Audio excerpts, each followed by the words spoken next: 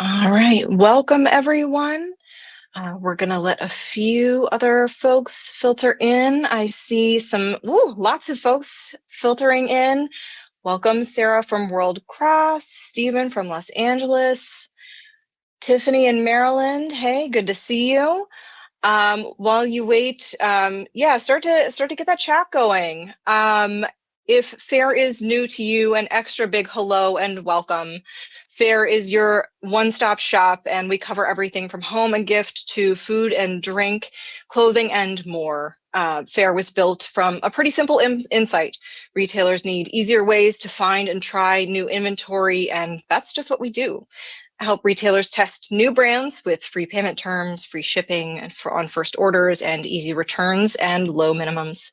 We're really excited to dig into the Faire forecast today. If you've already read the report, we're excited to share some additional behind the scenes data that we uncovered as we identified these trends and what we think they mean for retailers and brands for the upcoming year. Hey, Steve from Dubai Delights. Let's go ahead and get started. Welcome everyone. My name is Hannah Wall and I lead our trend program here at Faire. I have the privilege of researching and observing consumer and retailer trends, and I help put together our monthly reports on trends over on the Faire blog, as well as the Faire forecast, alongside an enormous team of trend creatives. I'm thrilled to be joined today by the trend yin to my yang, Esme Wright, who is our lead creative writer here at Faire. Esme has led creative writing for Zip.co and Obey Fitness. Welcome, Esme. Hey, y'all. I am so pleased to be here. I not only have had the pleasure of working on the last 3 Faire forecasts, it's a real joy to see my time spent on TikTok and my obsessions with what's new and next and hot really paying off working on this Faire forecast. I'm also really, really excited to welcome, we have a special guest with us. It's Leah Koch. She is the co-owner of one of my favorite shops in Brooklyn, The Rip Bodice. Welcome, Leah. We're so stoked you're here. Thank you. Thanks for having me. Wonderful. The Ripped Bodice is an independent brick and mortar bookstore devoted to the celebration of romance novels, and it is proudly women and queer owned by the sisters Leah Koch and B. Hodges Koch. Thank you so much for being here. As we get started, welcome, please, to the Faire Forecast 2026. Every year, we step back from the day-to-day of retail to ask a bigger question. What do consumers actually want that's next? The Faire forecast is built from millions of real behaviors on Faire, retailer searches, brand catalog uploads. So what you're seeing here is grounded in how independent retailers are already shopping, planning, and responding. We spend quite literally months combing through independently backed research, gathering consumer insights, and we've coalesced those into 4 major buying moments that we think are going to color this year ahead. You may not see these trends and think that they immediately apply to you.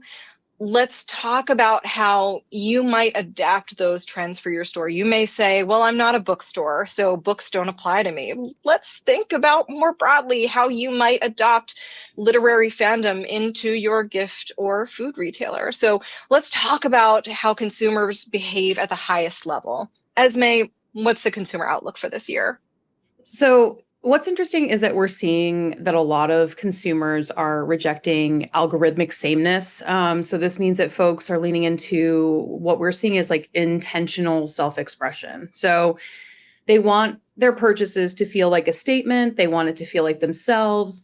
The idea of like fitting into the big picture is just not a thing right now. So people want their lives, their homes, their wardrobes. They want them to feel personal, expressive, maybe a reflection of their values, but mostly unmistakably their own. And I think this matters because retail isn't just about products, it's about identity. And so seeing that in retailers who want to win, it's not just about following a trend so much, it's about helping your customers express who they are through things that they love and how they want to live. So in each trend you'll see today, they represent this broader cultural shift, but they also show up across multiple categories. So maybe you will see something that catches your eye. And then one of the helpful ways you can think about the trends right now is that they're just signals that you can translate into your assortment. It's about storytelling and merchandising, not following rigid rules. I love that. So before we dive in, we're going to put up a quick poll. Tell us, how comfortable are you running trends in your store? We'll keep that poll open while we chat and come back to the results in the next section. That chat will be, you can see it over there in the chat section. You see that little poll with a red dot on it. So go ahead, give us your answer. We'll come back to it in just a minute. But let's go ahead and introduce our 4 trends that we're so excited to present today. They are well-read, fanfare, more is more, and witching hour. Are you ready to dive in? Let's go. So our first trend is well-read. Reading has evolved from a quiet hobby into a visible identity. Esme, tell us a little bit more about our trend. I'm excited too. So, according to Publishers Weekly, print book sales are rising again, which is great. And on Faire, we're seeing searches for literature up 113%. The books are becoming kind of a signal of taste, personality, belonging. For retailers, you can use this as an opportunity to merchandise stories and not just products. Is it like a Wuthering Heights moment? I don't know. It's about curated collections, fandom-driven gifts, lifestyle items that help customers show what they love, and signal it to others, maybe as like a little wink. On the brand side, we've seen a 2,092% increase in book totes added to Faire's catalog, which is a signal. And it's manifesting in a lot of different ways in retail. So in decor, searches for bookends are up 64%, while searches for analog gifts like stationery, bookmarks, leather-bound journals, those are up 65%. And then if you're looking for shelves, searches for the fantasy genre has climbed 94%. And then if you're thinking about accessories, searches for travel journals specifically is up 115%. We're really excited. I now want to just chat with Leah to talk a little bit about what fandom is. So Leah, for those of us who aren't really familiar, can you tell us a little bit about what literary fandom is and how it shows up now? Yes, I think the easiest way to think about this is to think about sports fandom and what some people would call like nerddom, fantasy stuff that for people have been really engaged with for years. I think what we're now seeing is especially young women 18 to 25 engaging in fandom in that same way, except it's for books instead of for football. And they're really looking for aesthetic, cute items that allow them to merge their personal style with visually showing what it is that they love, which in this case is books. I love that so much. Love that. Let's get into the numbers. That's what we're all here for, right? Because you're here, so these are the stats that we shared in the Faire forecast. Searches for paperback books, book club items, literary items are all up, but because you joined us here today, some other teasers. Searches for hardcover books are up 116%. Searches for Regency titles are up 53%. Shout out to all my Bridgerton fans who the new season premiered last week. And brand uploads of bookmarks are up 80%. So there's more selection than ever for you here. And let's take a look at some products to get you inspired to shop well-read. So just a few bookish items here, but Leah did us a favor and curated a few items for us. Leah, take it away. Okay, great. These are some of my favorites. It was very hard to pick, but I'll actually start with the third one from the right. Wait, sorry, go back to the other one. Sorry, slide change, my bad. There we go. Jolly Ollie is one of my favorite designers. The woman who owns it, her name is Rhiannon. I just think they do such a good job staying on top of always having something new, always having something really cute. These are pop sockets that you put either on your phone or some people on their Kindle. And as a brick and mortar bookstore, we like to have something for everyone, even if they are more of an ebook fan. The bookmarks all the way to the left are from Sunny Rising, and I specifically picked them because they are what people who actually use bookmarks like. I think there's a lot of really cool and unique ones, and then if you put it in a book, it's going to screw up your book. So these lie completely flat to the page, but are still very cute. Hair clips, still popular, and we're just always looking for somebody who's doing something really high quality and trying to do a new spin on it. And then obviously I'm sure you're all familiar with heated rivalry, so when something like that happens, we want to make sure that we are supporting, in this case, queer owned shops, and not just people who are trying to make a quick buck off of something that they haven't been steeped in for a long time. So highly recommend the Little Gay Shop, and they have many other new heated rivalry items. Love that. All right. Leah's going to head backstage for just a minute while we review the rest of the trends, and then she will join us to talk more trends in just a minute. So on to our next trend, Fanfare. With global moments like the World Cup and the Winter Olympics, which is kicking off now, the opening ceremonies are on Friday, fandom is becoming a reason to gather again. Watch parties, commentary culture, and collective viewing are driving demand across multiple categories. Esme, tell us more. I love this one. I think there's a way to think about it where it's just more than just watching and watching with your friends. It's about maybe discovering a new sport or discovering a new culture and wanting to try and celebrate and see something new and also share it with the people that you care about. So it's about hosting and participating at the same time. And I think that's why we're seeing a growth in global flavors, in party supplies, in athleisure too, because why not dress the part? And also team-inspired apparel.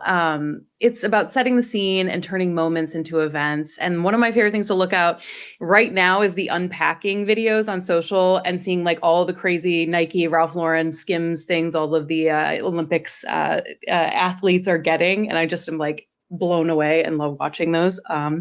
So anyway, the Olympics we've talked about. Last Olympics, it set records for fan engagement. So let's hope that it will do it again this year. I always love seeing incredible feats by things I can never do or think about doing. Searches for medals are up 154%.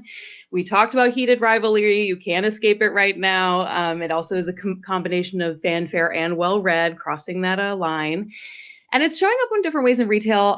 Searches for spices and chilies are up 74 and 39%. Consumers are excited to try things, maybe cook something they never cooked before. People are dressing maybe a little bit more sportily during these seasons. We're seeing an uptick in rugby shirts. It's spiked 110%. And again, athleisure uploads have jumped 95%.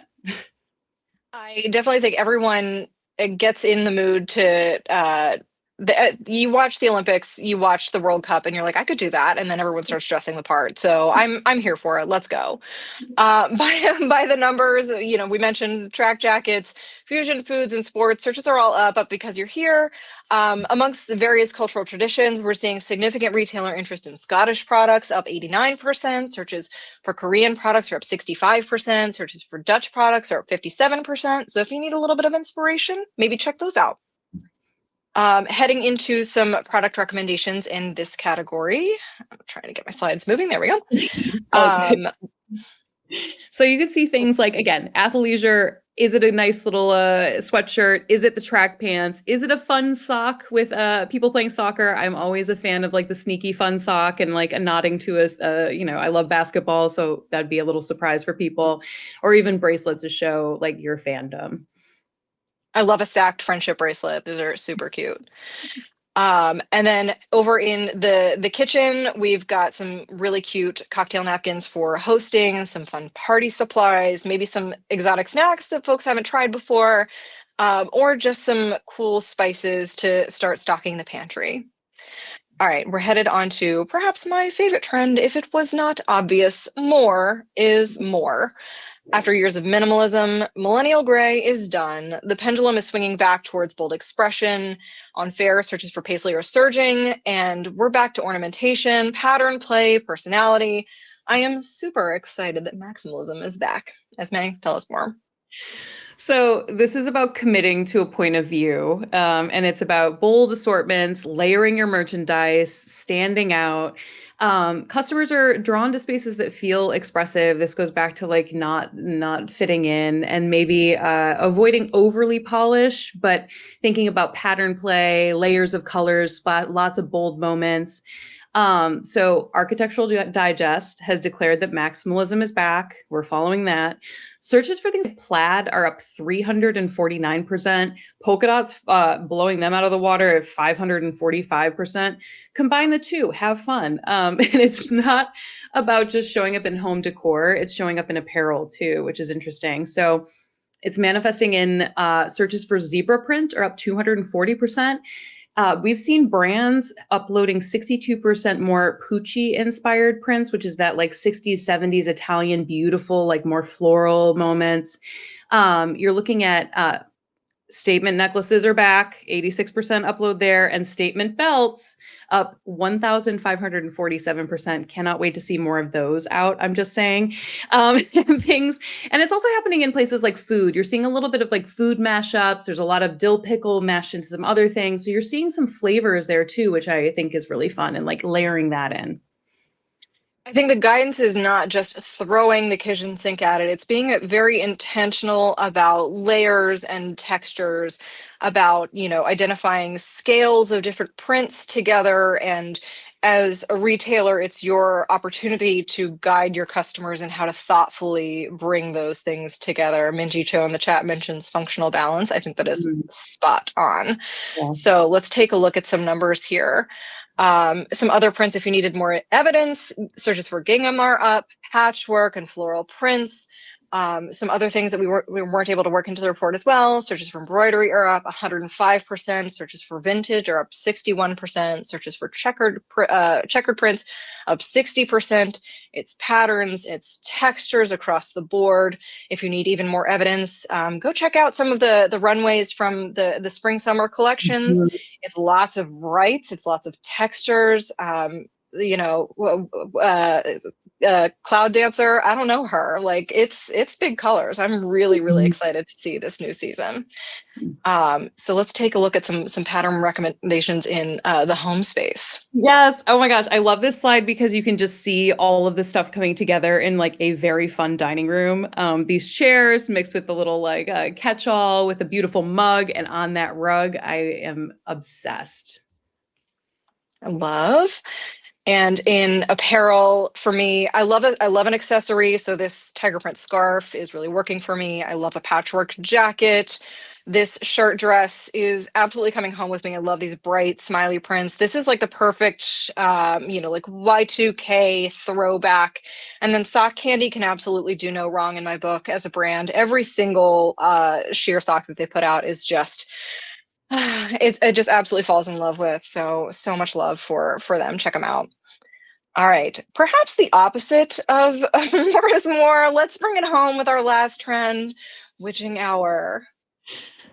Okay, so this is how I'm showing up in the trends today. I have a nice little like intentional spiral hand knit sweater on. But so witching hour is about having these moments in the day-to-day that are very intentional and thought through, and maybe it's a ritual, maybe it's a spell, but it's things like candles, dried botanicals, apothecary goods, and it turns those moments into just these, maybe it's peace, maybe it's just like setting the stage for a day, and we love that. So this extends also to like health and beauty and accessories. We're seeing astrology inspired jewelry and mood boosting fragrances are on the rise. So it's about using scent, it's about using symbolism, texture, and it also helps you regulate throughout the day. So Wall Street Journal declared that the witch economy is booming, and I have definitely hired an Etsy witch or two. Don't tell anyone. Uploads for witchy products are up 218%, and retailers are on the lookout for ritual aids, things that's up 40%. Spell casting items up 70%, and even tarot cards, love to do that once in a while, up 39%.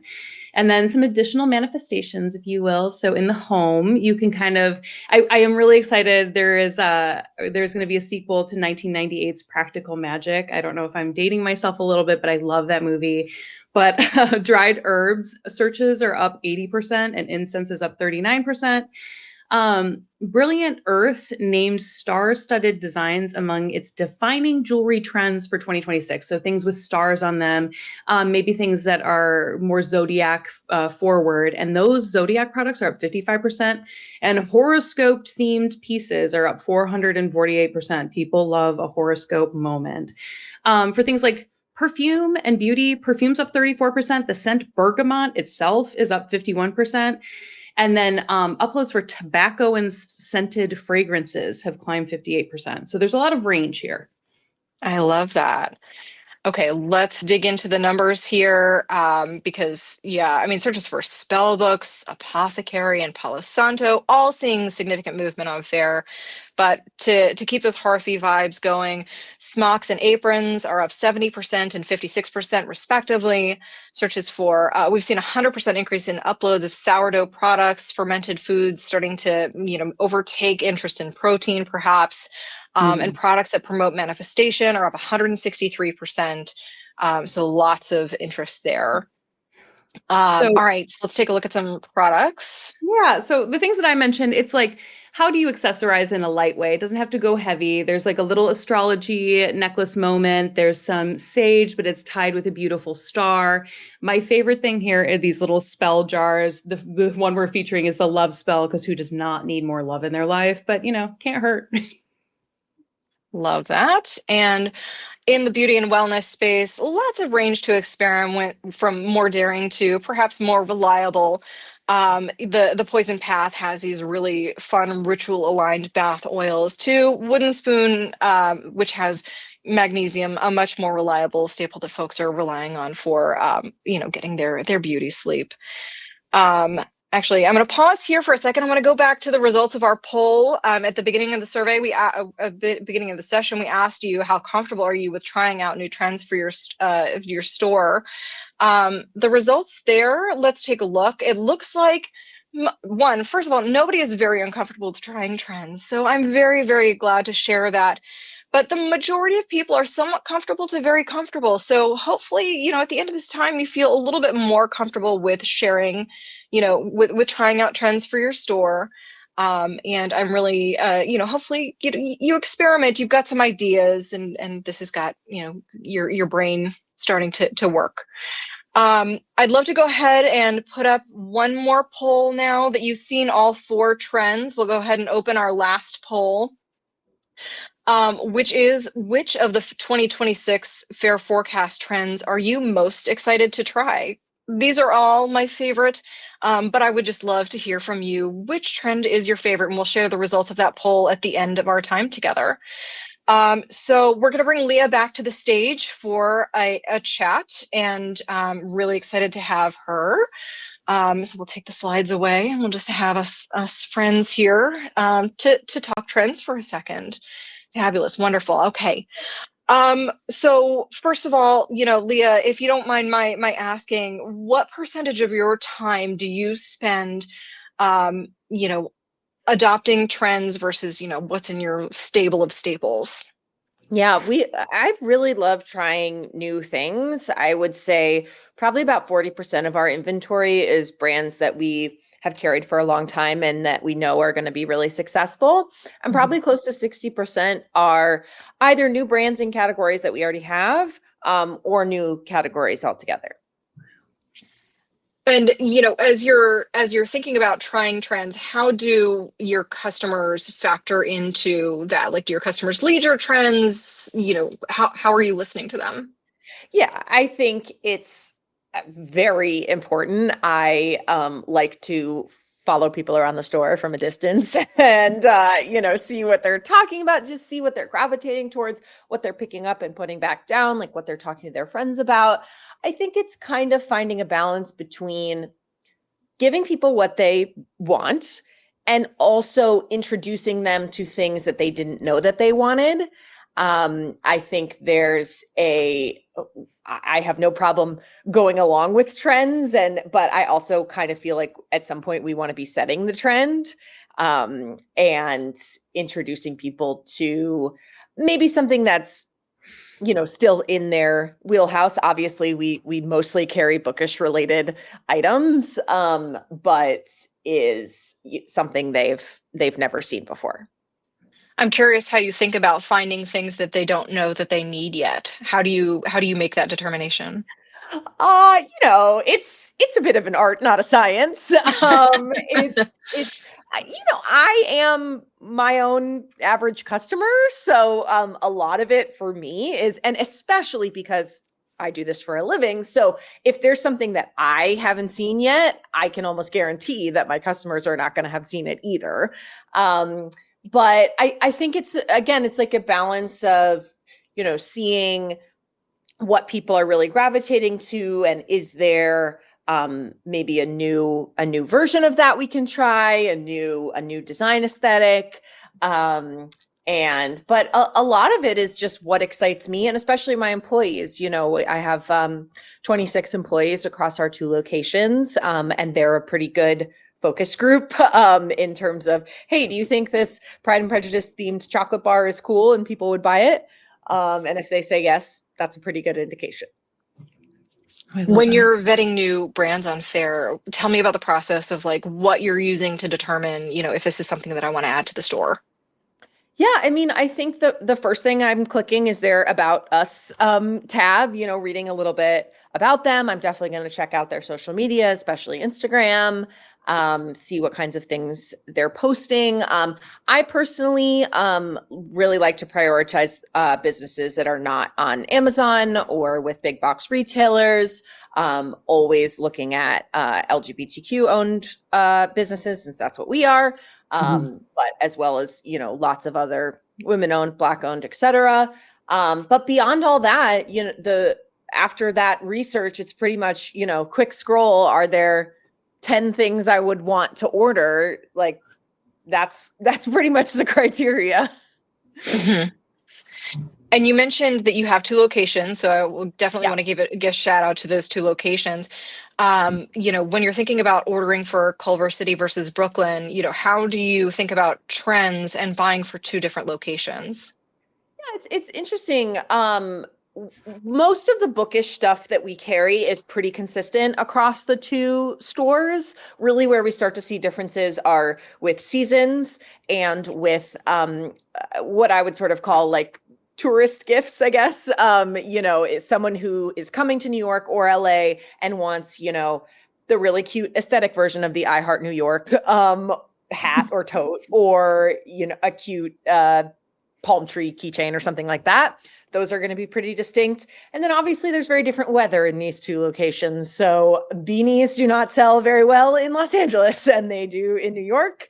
When we have Christmas ornaments around the holidays, we will see something like a pigeon ornament doing really well in New York. And that isn't even something we would have on the floor in LA, because I think people would be like, why? What is this pigeon ornament? And in New York, they're like, oh my God, a pigeon ornament. I'm definitely going to add that to my tree. Has there ever been a trend or maybe a category that you tried that just didn't land with your customers? Yeah, absolutely. I think I've been doing this almost 10 years now. And for some reason, honestly, I still don't have a great reason, but Bath and Beauty really doesn't do great at our stores. And we've tried a lot of different ways. We've tried different price points, maybe try to make it more of an impulse purchase or a gift set around the holidays. And at some point, as much as I like to buy bath bombs and stuff at stores, I was just like, this really isn't working. We've given it a lot of chances, and never say never, not to say things won't change in the next 10 years, but at some point, I don't really see a point in forcing it if that's not what people are gravitating towards. Yeah. I want to close with maybe your best advice to our viewers who are watching, for those who are more risk or trend averse, what advice would you say to those who fall into the somewhat uncomfortable in adopting trends category? What advice do you have for them? I think they did not pay me to say this. I am not shilling for Faire, but part of the reason that it's great is there is fairly low risk involved. Take advantage of those return opportunities. If it's really not working out, that's why it's set up like that. At this point, 10 years in for us, we are almost not returning anything, but we used to in the beginning, absolutely. And it makes it so that you really can try things out. I also think look at the price points of things that you're trying out. So I'm always going to take a risk on something with what I would consider impulse buy price points versus, something that costs $80. And I think that's a really easy way. We cannot keep stickers on our shelves. We get hundreds of them in a week. And so we're constantly trying new sticker brands because it's a very low risk for us. So even if it's not specifically stickers for you, whatever your, thing is that people are, that the category is already moving. I think that's a great way to try new artists. Greeting cards are like that also. And I guess I would say, to me, this is like the most fun part of my job is, shopping on a huge budget as opposed for just myself. So if you're not trying new stuff, you're not having enough fun. I love that. If you're not trying new stuff, you're not having enough fun. I hope everyone here takes that home with you, because that is probably the best advice I've heard in a very long time. Oh my goodness. Oh wow. All right. So before we wrap, one, I have to give you the results of the survey. So it seems like the 2026 trend that Faire retailers and brands are most excited by, it's more is more. Yay. Okay. I am thrilled to bits, gang. You win. I love all my children equally. I love all my trends equally. We do. Oh boy. All right. Before we wrap, I want to share a few ways that all of you can find trends on Faire. First, the Faire forecast. You've gotten a really deep dive into that today, but please go give it a shout out. Second, come visit me over on the blog. We do monthly deep dives into different core categories: food, apparel, home. We also have fun holiday deep dives. We just posted our Easter predictions. We'll be posting moms, dads, and grads soon. So please come visit me. Come visit us over on Instagram. I'd love to see how you're tagging your shelves with the trends. If you tag Faire, we might feature you in our Faire shares on a monthly basis. We're resharing posts. So tag us there with your Faire forecast shelves. And the best place to find trends on Faire is your Faire feed. Come on, go check it out. That's all I've got for today, friends. Thank you so much to Esme and Leah for being here. Thank you for your insights. It was truly a pleasure. If you missed 1 minute of this session, it'll be available on YouTube. So give us a follow there. That's all we've got for this time. Thank you so much for being here. It's really been my pleasure, and we'll see you next time. Thank you.